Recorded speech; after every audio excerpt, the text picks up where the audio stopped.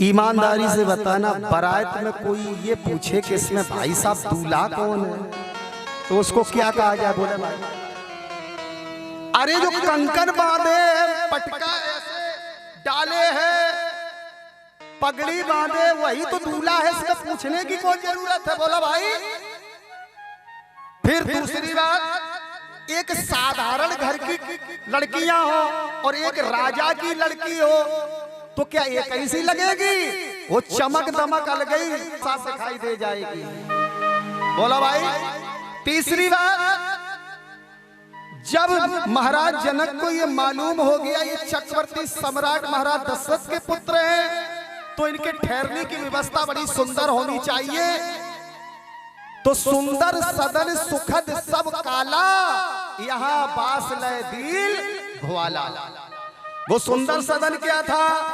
उसमें सीता जी अपनी पढ़ाई करती थी, उसमें सीता जी अधिक रहती थी, जिसमें सीता जी की तस्वीरें लगी थी।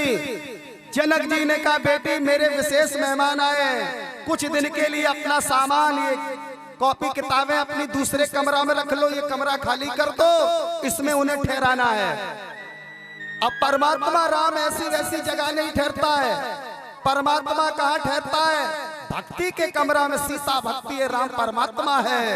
यदि मैं भी इतना सुंदर अपना कमरा बना लूं तो परमात्मा एक दिन मेरे भी कमरे में ठहर जाएगा। उसमें राम जी को ठहराया सुंदर सदन। उसमें सीता की जो तस्वीर लगी थी, राम जी समझ गए यही इनकी बेटी है। वही तस्वीर वाली बेटी साक्षात बाग में दिखाई दे रही, इसमें अब पूछने की क्या जरूरत है? बोला भाई। इसलिए तात जनक तनिया सोई और धनुष यज्ञ यही कारण होई। अच्छी लगी बात माता? समझ में आई? ठीक है। अब सीता जी के नेत्र बंद हो गए, राम जी की छवि दिल में बसी है। अब सखियों ने सोचा, जो सीता की सहेलियां थी, हम भी तो तनक दर्शन करूं इनके। अब सीता जी की सहेलियां दर्शन कर रही, सखियां। अब उनकी दशा देखिए आप, विद्वान लोग बैठे हैं।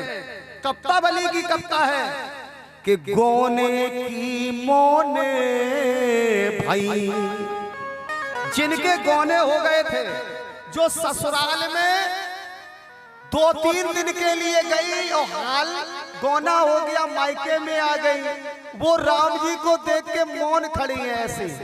गोने की मोने भाई। अब वो मौन क्यों है? वो इसलिए मौन है, अभी तो हम 2-3 दिन के लिए ससुराल में गई थी, हम तो ठीक से उन्हें पहचान भी नहीं सकती। यदि हमें वो किसी चौराहे पे मिल जाए तो हम नहीं पहचान सकती, क्योंकि ठीक से उनको हमने देखा ही नहीं। हमारे गोरे हैं कि काले हैं, लंबे हैं कि ठिनके हैं, मोटे हैं कि पतरे हैं, हमने देखा ही नहीं। अभी 2-3 दिन के लिए गई थी ससुराल। हमारे कहो सीता से भी सुंदर ना हो, इसलिए गोने की मोने भाई।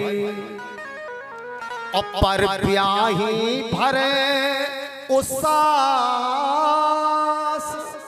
जिनके 3-3, 4-4 साल, हाय 10-10 साल ब्याह के हो चुके थे, बे राम जी को देख के उसास से भर रहे।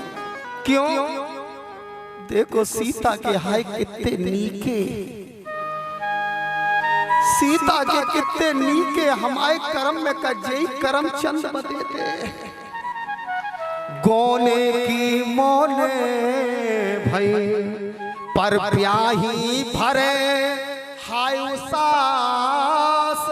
कुंवारी भी थी, और कुंवारी कछुना के सखी, जिनको थी अभी आस। जो बीएससी, एमएससी, पीएचडी कर रहे थे, अभी तो हम डिप्लोमा करेंगे, फिर नौकरी लगेगी, फिर मेरी 2-3 साल बाद कहीं शादी होगी, तो हम पहले क्यों टेंशन में पड़े? हमें कहो सीता से भी अच्छे मिल जाए, ये सोच के वो कुछ नहीं बोली। समझ में आई? गोने की मोने भई, पर ब्याही भरी उसास, और कुंवारी कछुना कह सकी, जिनको थी अभी आस। अब देखिए सीता मूर्ति बनी खड़ी है। आहा, राम की छवि हृदय में बसाए नेत्र बंद है। चंचला ने कहा, अच्छे आए दशरथ नंदन, मेरी तो वैदेही को ही भरमा लिया। एहसान मेरा मानो, मैंने इनका दर्शन तुम्हें कराया है। तुम तो बात करना भी हमसे छोड़ गई, बोलना भी छोड़ गई, हंसना डुलना सब बंद। ऐसे हाथ पकड़ा चंचला सखी ने सीता का और ऐसे झटका दिया। चक चक चक। चंचला बोली, कहाँ कहाँ कहाँ कहाँ कहाँ? अरे कहाँ नहीं, देखो कितना टाइम हो रहा है, अभी गिरजा जी की पूजा भी करनी है, घर पर सभी लोग इंतजार कर रहे होंगे। तू चिंता मत कर सीता, मैं वादा करती हूँ कल इनका दर्शन इसी समय मैं करवाऊंगी। अब विद्वान लोग बैठे, रामायण के ध्यान से सुनना।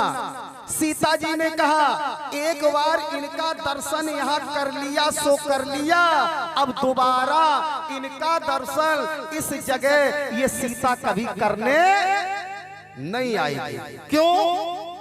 हमारे चाहे अच्छे हो, हमारे चाहे बुरे हो, एक बार देख लिया सो देख लिया, दोबारा इनको अब हम देखने यहाँ नहीं आएंगे।